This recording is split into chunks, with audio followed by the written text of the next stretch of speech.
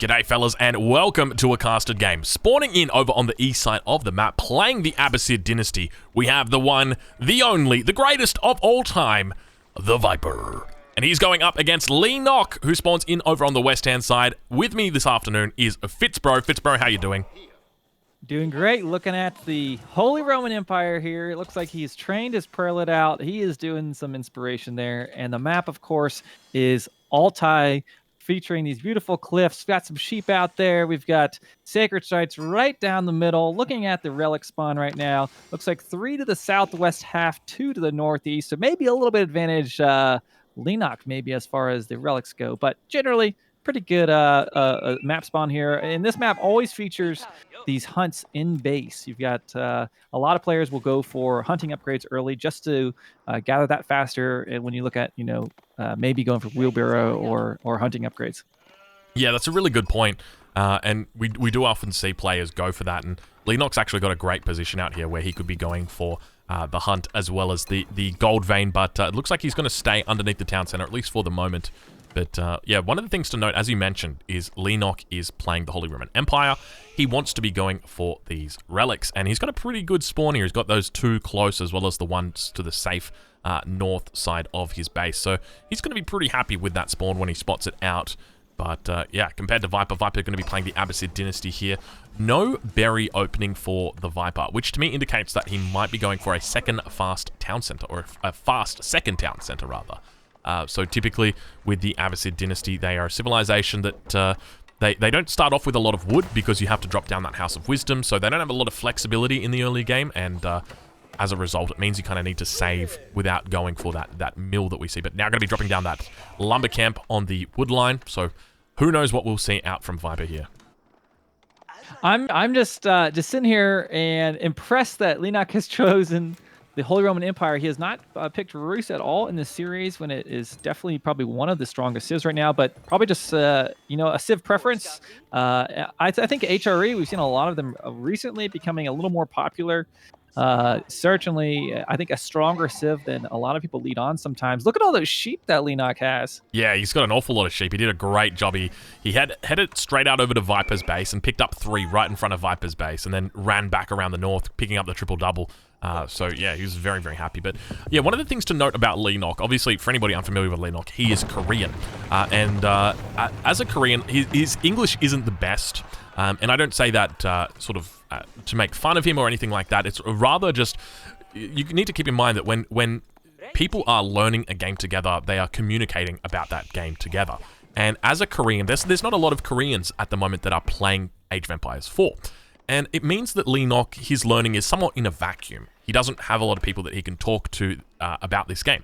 And subsequently, his perspective is going to be based on his own experiences, and it's going to be based on what he sees rather than what he hears from other people. So as an example, I might do a tier list, and then that might infer a specific rating for a civ. And then that means that when Fitzbro goes and plays a tournament game, he's going to think, oh, well, I'm not going to pick the Holy Roman Empire because Drongo said their shit. Whereas Lenok, he never watched that video because, I'm speaking 180 words a minute and in super fast English, and Lenok isn't going to be able to understand all that stuff. So subsequently, he's going to be thinking the Holy Roman Empire, I mean, they're pretty viable. At least that's the way I would imagine it.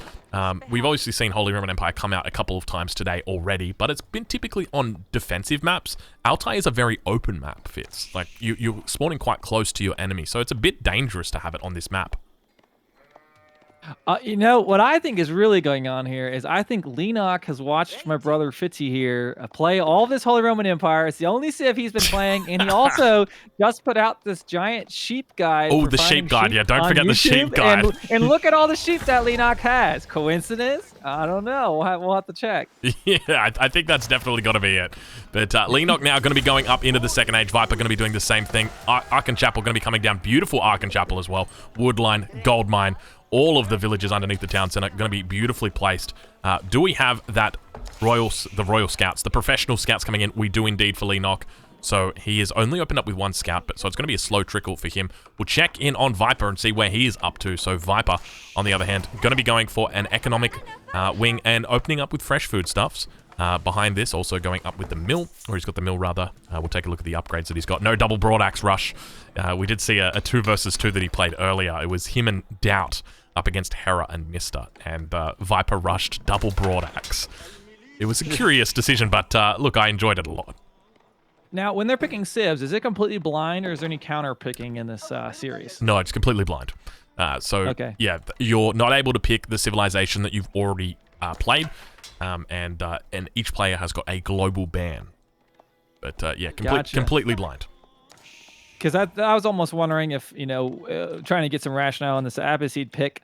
But I look at this. We've got Lenok is building a stable. Yet we have spears from Viper coming across. I'm not sure what exactly has been scouted here, but this might be a little nice for Viper here. I really wonder if he's going to try to go for the patented early ram rush here with the Abbasid dynasty. Yeah, we could actually see that. It wouldn't be too bad. My main concern is obviously, if you do go for that early ram rush, he's actually got enough resources if he wants to do it, is that villagers are going to be able to deal with that so effectively. Because obviously in the early game, you don't have a lot of units to actually defend it, so the ram will be very subject to villager siege. But yeah, it's a great point that he's gone for that barracks. It looks like he's heading towards that golden age. He's going to be dropping down the remaining 2 buildings that he needs for it. So going with a blacksmith, also with a house. Curious decision on the blacksmith. I'm wondering what the blacksmith is going to be looking to achieve, but really it's curious. Not like you need the siege engineering. Exactly, that's what I was thinking as well. I'm like, did he forget he's playing Abbasid? Did he not realize? Yeah, it might have just been a bad or just a habit, but yeah. Going to be trying his best to chase away these scouts. You can see down towards the south here. He's actually going to be able to pick off, or at least try and pick off, one of these 2 scouts, but managing to escape, both of them do. Wolf going to be getting in on the action as well. And up towards the north of the map, we've got a villager that is beginning to seal in this hunt. At least, I take it back, it's not sealing in the hunt, it's sealing in the relic, actually. Oh, this is a good idea. I was talking about this relics earlier on, not even realizing, of course, we have HRE who's going to really win all these relics. This is the way I've been counterplaying HRE right now. Most times, they're going for a fast castle, trying to get all those relics in that Regis Cathedral, getting all that gold income, and you can wall them in. It does buy you some time. Yeah, but have a look, Fitz, over at this villager that's building the wall. Do you reckon it's going to get up? Because I got a feeling this... no! The mighty infantry! The mighty infantry is going to do him the hard way. It's... I think he's going to get it, though. It looks like he does. Oh, the villager's finally turned around. He does! We were just talking about wolves not being effective versus villagers, but they sure are if you don't see them. Yeah, it's definitely effective. Look, Viper, considered by many to be the greatest player of all time, has just lost a villager to a wolf at the 7th minute. AI. Yeah. At the 7th minute, by the way. The only excuse Viper's had, we're going to need some clarity right now. Was Viper getting a drink? I will accept that as an appropriate excuse as to why that happened.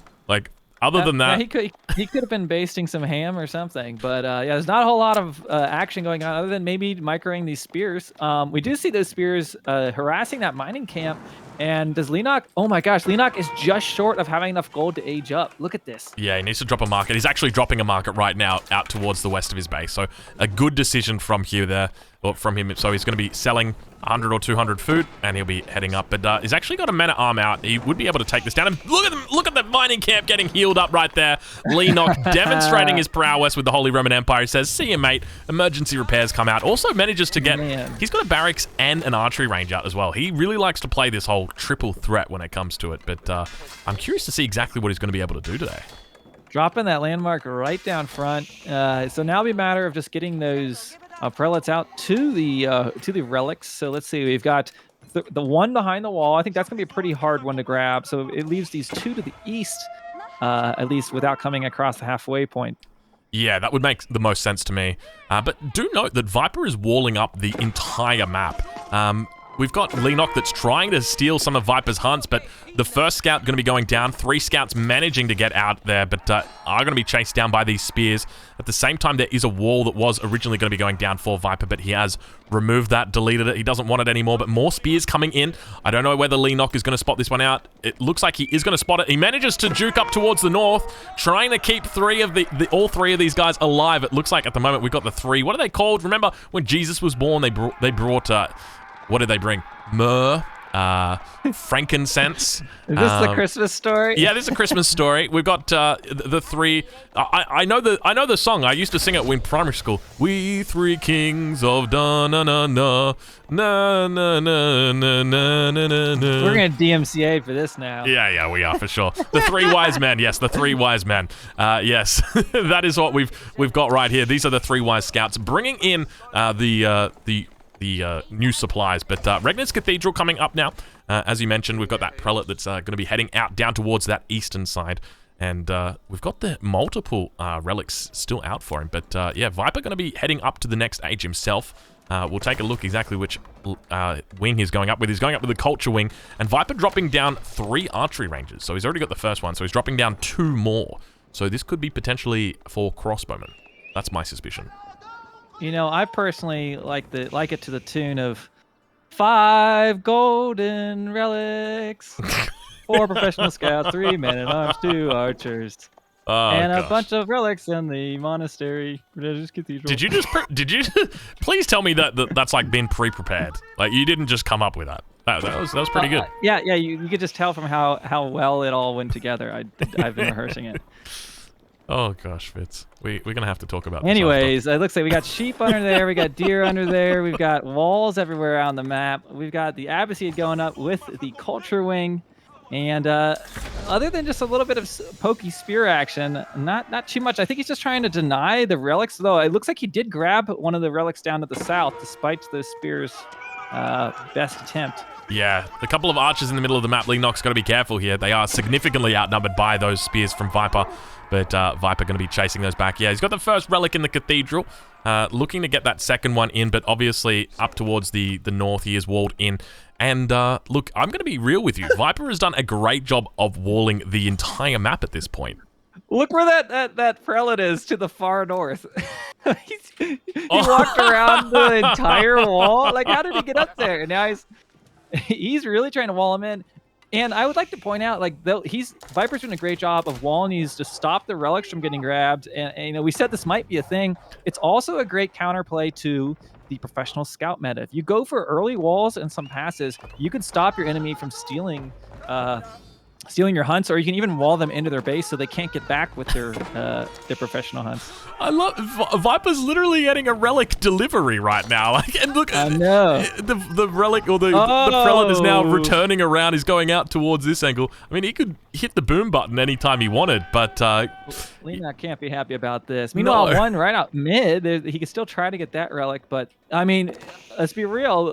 HRE really do lean on that cathedral so much, and so with Viper knowing that, he's put everything into, you know, spending a few villager seconds here and there building these walls, and he has denied that. We do have a bunch of men-at-arms sitting there in Lennox's base right now, but I think it's just for the long term, Viper's gonna be in a better position if he's able to contain these relics. Oh, I don't know about that. I like where Lennox is going. This is actually really, really cool by Lennox. So yeah, he's doing a little bit of the sneaky play. So obviously Viper is playing somewhat blind here, and I mean, he's doing all the right things. He's making crossbows, which is essentially, you know, the correct play. I mean, a Holy Roman Empire, what are they going to make in Age 3? Men-at-arms, though. Yeah, exactly. Like, of course they're going to be making knights, they're going to be making men-at-arms. Like, that's going to be it. Viper actually scouts 2 of those barracks in the front now. There's a whole bunch of archers down towards the south of the base as well, which are going to be picking off a couple of these spearmen, rather. But yeah, that is a huge amount of men-at-arms, and they are fully upgraded as well. Take a look at that. They've got the heavy maces. He's getting the marching drills for them as well. Way more than 11 crossbows. Yeah, and they're starting to make their way out. Look at them carrying those maces as well. Like, these guys mean business. Fitz, did you ever watch The Walking Dead? Yes. Were you familiar with a character by the name of Negan? I don't know who that is. Is that a later series? I didn't get all the seasons. Well, let's just say, like, he's a badass, and he's got this big bat with a whole bunch of nails in it. And I've got a feeling that back in his day, he might have been a man-at-arms. But Mangonel now going to be coming out for Viper. Oh. Viper looking pretty decent at this point. I mean, he's got crossbows out, but yeah, the main issue he's going to have is that Mangonel. Random out. I mean, that was a good shot. It took a lot of damage off a lot of those, leaving some targets if he can micro onto them. But there's a lot of men-at-arms being spammed. We do see a few Lanchnecks coming in as well. Look how fast those units are running in. They are sprinting in as fast as they can. Men-at-arms looking to make the connection. And I tell you what, Viper might be in a little bit of trouble here. Leenock beginning to come in towards his opponent. And that Mangonel going to be going down underneath the Sacred Site banner, which we can't unfortunately remove. But now Viper going to be falling back. The Lanch Connect going to be trying its best. Manages to go down after taking 27 bolts in the chest, unfortunately. But look at this huge mass coming out from Leenock. Yeah. It is ludicrous. The speed of HRE infantry, you know, they've got faster infantry than other civilizations. This is a really tricky situation for all these crossbows. I know for me, when I played Delhi, I would just sprint away with Forced March, but he doesn't have that option. Yeah, he does not have that option, but he's going to be falling back underneath the town center. The wise choice for the Viper. So obviously in Age of Empires 4, there is no snare, and subsequently it means that the crossbows are able to make it out with relative safety. So he keeps his mass as well. So it's important to note that there's a significant amount of crossbows that do remain 14 still for him. But now Viper going to be dealing with a little bit of a raid up towards the north of his base, and Leenock, unfortunately, not going to be able to take on these relics, but Viper, on the other hand, is. So Viper already picking up the first relic, heading out, grabbing up the second relic now with his Imam, and yeah, he's looking pretty decent at this point. Looks like 2 rams have been built mid-map. Look, there's a relic still sitting there. Surprise has not been picked up yet. And, you know, Viper spent all that attention denying the relics, putting so much into that. And, you know, this has kind of snuck up on him. He was still able to get, you know, a sizable army up despite not having those late-game relics that so many HRE players want. Can we just talk about how this ram comes down the hill? Just watch it come down the hill. It's fucking hilarious. Yeah. I've just got to say, like, like it the whole front of the ram is just floating down the hill. I mean, it's a pretty big cliff. I'll be real. It's more like... That thing floats. It's like I think it's out of Halo, actually. It's floating. It's got alien technology. It does have alien technology. It's a special non-fiction. Real weird drive. All right, we've got a Springald going to be coming out for Viper. He's got the double Springald now coming out. So he's looking to pierce through the armor of this battering ram. Not going to be having too much luck, unfortunately, because there is 30 armor. But now those men-at-arms beginning to push forward. That Springald and that Mangonel are going to be under potential threat as those archers begin to move through the mass. 1.38 movement speed. Viper going to be falling back here. He's going to be having a bit of a tough time. Men-at-arms doing their best to try and get in there, trying to take down that battering or that Mangonel. But look at all the villagers on top of it, Fitzbro. Yep. He did this in the last game too. I'm really liking this play. He needs to keep that Mangonel alive, and it might. I mean, this is really good play where other players might have garrisoned those villagers. He's sacrificing a few villagers in order to get these archers down, and I think he might just hold this, what was looking extremely scary. Yeah, my main concern is that, as you mentioned, he's losing a lot of villagers at this point. This Mangonel does survive. Inside the town center, we do have 15 crossbows, but as you mentioned, there's been a lot of villagers that have lost their lives. Viper down to 49 villagers at the moment. We've got only more 48 villagers for Leenock, so you're not wrong. He does actually have more villagers than his opponent at this point, so impressive stuff. But obviously keep in mind there's a relic in that Regnitz. Obviously a relic still in the middle of the map, which could potentially get taken. But now the second round of battering rams going to potentially be coming in as the villagers do move forward towards that initial battering ram. And Leenock got to be careful at this point. He's going to be losing at least... Oh, that one battering ram almost went down to the fadeaway, but a Mangonel probably going to be looking to seal the deal shortly. Where's Viper getting food right now? He's got a few deer. Like he's low on resources, and his villagers have been idle. So this is going to be tricky. He does have a Springald there, which will do bonus damage against that battering ram. But 1, 2, 3, 4 rams coming in. Yeah, it's a huge amount of rams. My main concern is Leenock is not really training villagers. I don't know if you've noticed this, but he's not making villagers. I think he might be all in. And as a result, it's going to be very difficult for him. We can see that Viper is still managing to hold a pretty significant mass here. Villagers moving back towards that town center, looking for a little bit of cover. The Mangonels are going to be sitting safely with the protection of those crossbows, and at the same time, we've got the Springalds that are going to be slicing through those rams. I am just so impressed at his ability to keep that Mangonel alive. Like, I thought that Mangonel was a goner when those men-at-arms were sprinting in there. And honestly, that is what's kept these archers at bay, because otherwise the archer's pretty good up against crossbows. Yeah. I mean, he's done a great job.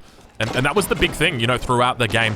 We saw earlier that, as you mentioned, you know, the archers were taking out the crossbows, but the Mangonel, which was kept alive by the villagers, was able to kill the majority of those archers and do so much damage. But now Leenock continuing to apply pressure up towards the north. We see that he's managed to idle out gold villagers, idle out stone villagers, now idling out wood or food villagers up towards the north here.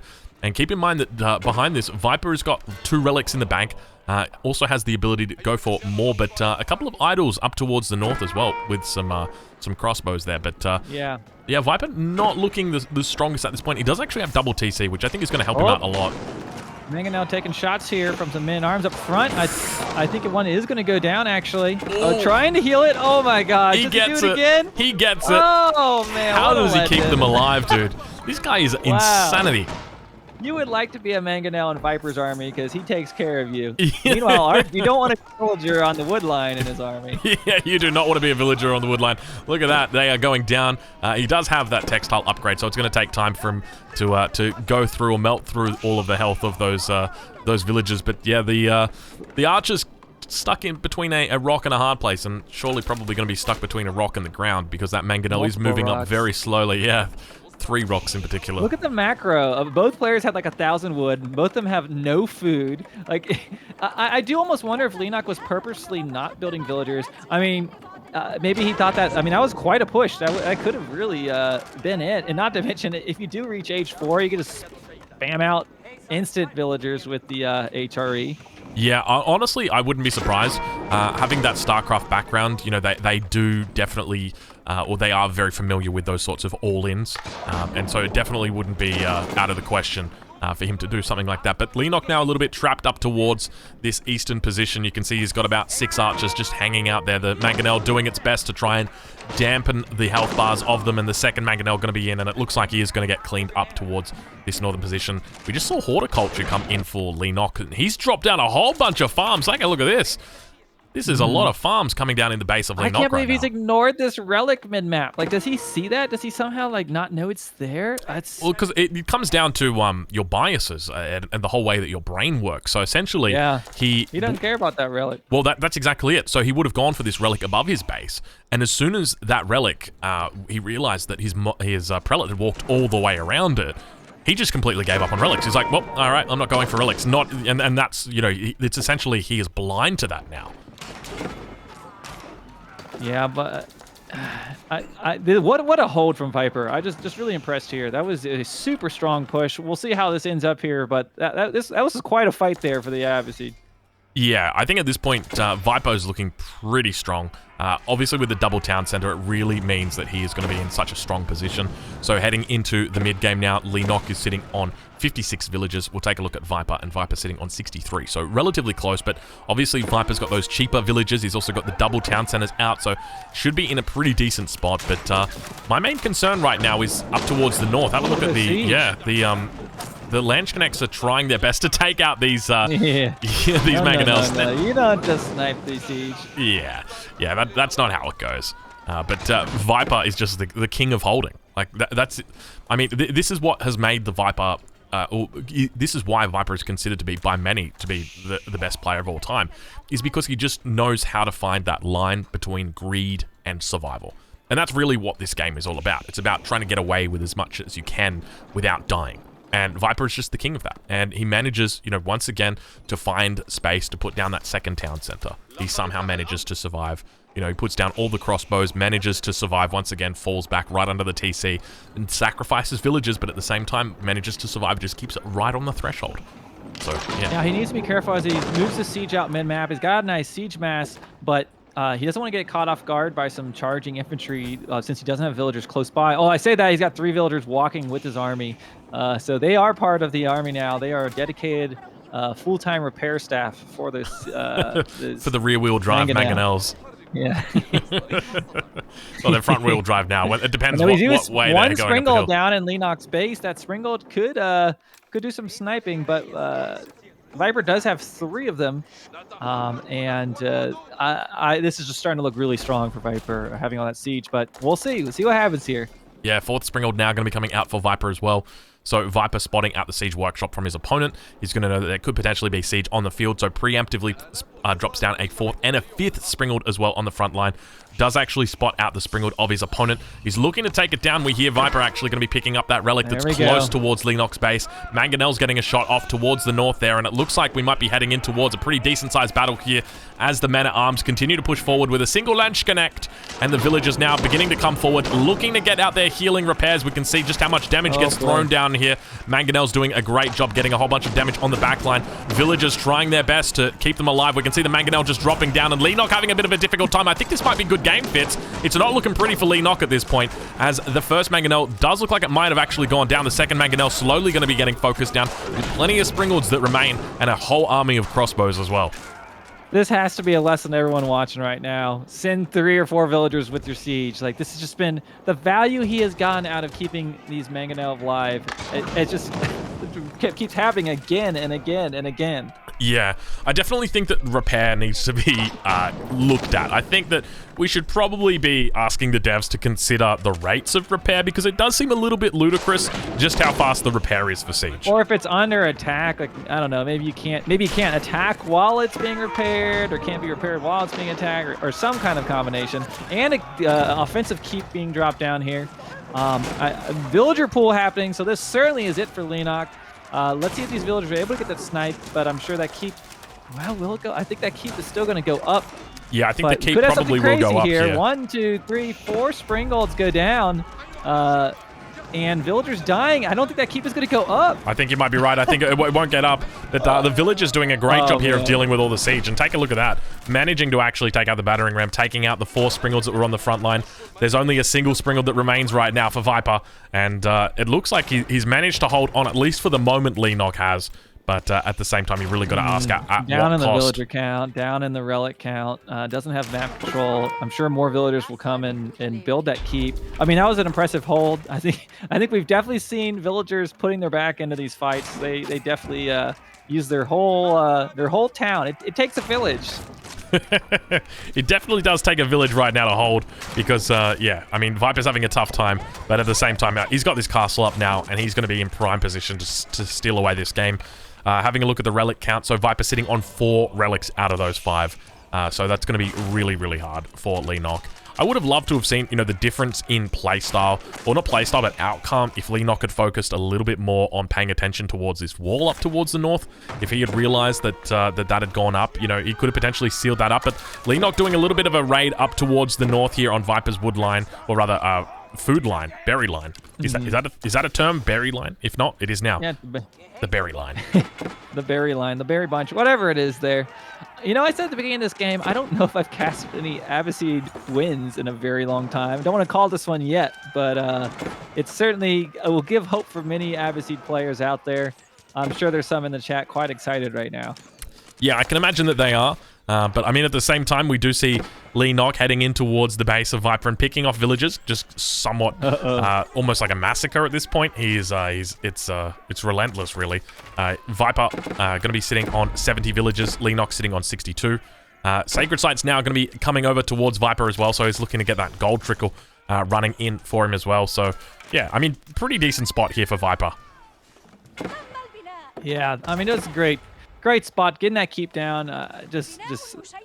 He's taking the enemy's stone. Just gave him a lot of map control, and he's gonna do a little bit of raiding. But at the end of the day, we have 70 villagers versus 63 for Lennox. I mean, he's closed the gap a little bit, but now Viper's doing the counter raid.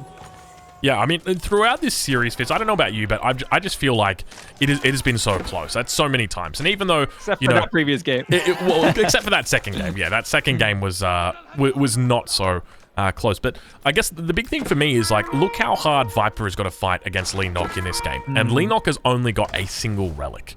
Imagine if Lennox had 3 relics. Yeah. Oh, man. Yeah. I mean, Viper, he very well knew you have to try to deny those relics against HRE, because it really is almost GG if they get all 3 of those. Yeah, it makes it so difficult to actually fight against them. But now, Battering Ram's going to be pushing in towards the keep. Plenty of damage going to be coming out here.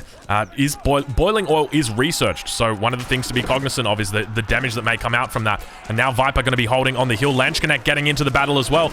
Actually, Viper might be in a little bit of trouble here as the archers on the back line are doing a pretty decent job of damaging down all of these crossbows. Men-at-Arms on the front line are going to be tanking it up. Springled here as well, but Viper actually looking like he might be in a bit of trouble here. But at the same time, Lance is going to be coming in and reinforcing against the units on the back line. Villagers also going to be getting pulled, looking to heal up this keep. He does not want to be losing this keep. He's got plenty of resources in the bank if he wants to drop down a second one, so could be going to do a bit of a keep on the face here. Yeah, this has just been an absolutely a great hole. I mean, I like you just said, imagine if Lenok had all of those relics. Like, what would we be looking at here? Because this has been close. Yeah, it would have been ridiculous. You know, throw in a Palace of Swabia as well, because we're at the 30-minute mark here, and a Fast Imperial should have happened. But unfortunately, it is Altai. You do spawn a bit closer to your enemy. But now heading towards Lenok's food line down towards the south, and that's when it's going to start to get difficult because Lenok is now going to be idling on his resources. You can see he's got 30 idle villagers at the moment. Only 17 are actually doing work, and the few that are actually doing work are going to be getting killed down towards the south of the map. So he's got to be careful, but Lenok is definitely getting pushed on the ropes right now, Fitz. Yeah, I mean, I don't know how we make this happen, but I would love to see a best of 7 out of these two. Just with, like, between this game and that first one. Good like, game gets this called. This has just been neck and neck. This has been just great games to watch. Viper going through to the next round, winning the series 2-1. Incredible stuff from him. Like, just really, really impressive. He is the absolute god of holding. I don't know how he did it. You know, right now, he's holding, like, Bitcoin, Dogecoin, Litecoin, Ethereum. Like, he's holding everything. Most importantly, he's holding mangonels. That is true. Yes, he's also holding mangonels. He's keeping those things alive. Yeah. Well, if you're watching this on YouTube, I hope that you guys have enjoyed this cast. Fitzbro has been casting with me. He's been having great fun, as have I. So, Fitzbro, thank you for joining me. Thanks for having me. And most importantly, guys, this has been part of EGC's winter series, so make sure you go check that out. I'll leave a link in the description over to the Discord, so join up there if you're interested in seeing more of these sorts of tournaments. But once and finally, thank you very much for watching, and I hope you guys have enjoyed.